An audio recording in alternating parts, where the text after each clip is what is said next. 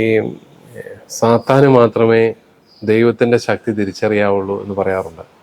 എന്ന് പറയുന്നത് പോലെയാണ് നമ്മുടെ കർത്താവിൻ്റെയും അവിടുത്തെ സുവിശേഷത്തിൻ്റെ ശക്തി തിരിച്ചറിയുന്നവർ എപ്പോഴും അതിനെ ദുർബലപ്പെടുത്താനായിട്ട് പരിശ്രമിച്ചുകൊണ്ടേയിരിക്കും. ശക്തിയില്ലാത്തതിനെ ഒന്നും ആരും എതിർക്കാറില്ല, കാരണം ഉപദ്രവമില്ലല്ലോ. അതുകൊണ്ട് തന്നെ അതെല്ലാം സൂചിപ്പിക്കുന്നത് ഈ സുവിശേഷം ഏറ്റവും ശക്തമാണെന്നും അത് നമ്മൾ നിരന്തരമായിട്ട് ലോകത്തിന് കൊടുത്തുകൊണ്ടിരിക്കണമെന്നും ആണ്. കാരണം അതിന് ലോകത്തെ മുഴുവൻ രൂപാന്തരപ്പെടുത്താനുള്ള വലിയ ശക്തിയുണ്ട്. അതുകൊണ്ട് തന്നെ അതിനെതിരെ അതിനെ ദുർബലപ്പെടുത്താനും സഭയെ ദുർബലപ്പെടുത്താനും ഒക്കെയുള്ള പരിശ്രമങ്ങളുണ്ടാവും.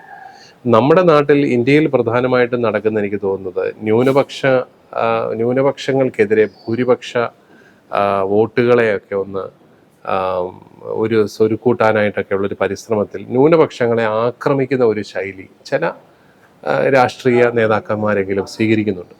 അതുകൊണ്ടായിരിക്കാം ന്യൂനപക്ഷങ്ങളുടെ മതവികാരങ്ങളെ വർണ്ണപ്പെടുത്തിക്കൊണ്ട് ഭൂരിപക്ഷത്തിൻ്റെ വോട്ട് കിട്ടുമായിരിക്കും എന്നൊക്കെ വിചാരിച്ച് പരിശ്രമിക്കുന്നത്. മതത്തെ രാഷ്ട്രീയമായിട്ട് മത കാര്യങ്ങളെ രാഷ്ട്രീയമായിട്ട് ചൂഷണം ചെയ്യുമ്പോഴാണ് ഇത്തരത്തിലുള്ള ആക്രമണങ്ങൾ ഉണ്ടാകുന്നത്.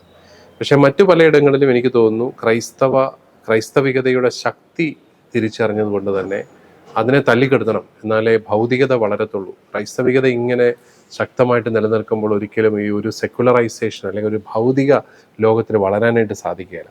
അതുകൊണ്ട് അതിനെതിരെയുള്ള പരിശ്രമങ്ങൾ എപ്പോഴും കാണും. സുവിശേഷത്തിൽ നമ്മളോട് കർത്താവ് വളരെ പൂമത്ത ഇട്ട പാതയൊന്നും പറഞ്ഞിട്ടില്ല. കർത്താവ് പറഞ്ഞിരിക്കുന്നത് നിങ്ങൾക്കെതിരെ പീഡനങ്ങളുണ്ടാവും, നിങ്ങളെ അവർ ന്യായാധിപന്മാരുടെ മുമ്പിൽ കൊണ്ട് നിർത്തും, നിങ്ങൾക്കെതിരെ ഒരു കള്ളസാക്ഷ്യം പറയും, നിങ്ങളെ അവർ അപമാനിക്കും, എങ്കിലും നിങ്ങൾ സന്തോഷിക്കുകയും ഞാൻ നിങ്ങളോട് കൂടെ ലോകാവസാനം വരെ ഉണ്ടായിരിക്കും. അതുകൊണ്ട് ഈ എതിർപ്പുകളില്ലാത്ത ഒരു ലോകത്തെ ഒരു ക്രിസ്ത്യാനി ഒരിക്കലും സ്വപ്നം കാണരുത്. എതിർപ്പുകൾ ഉണ്ടാവും, പക്ഷെ അവിടെ വിശ്വസ്തയോടുകൂടി നിൽക്കുക എന്നുള്ളതാണ് ഏറ്റവും പ്രധാനം.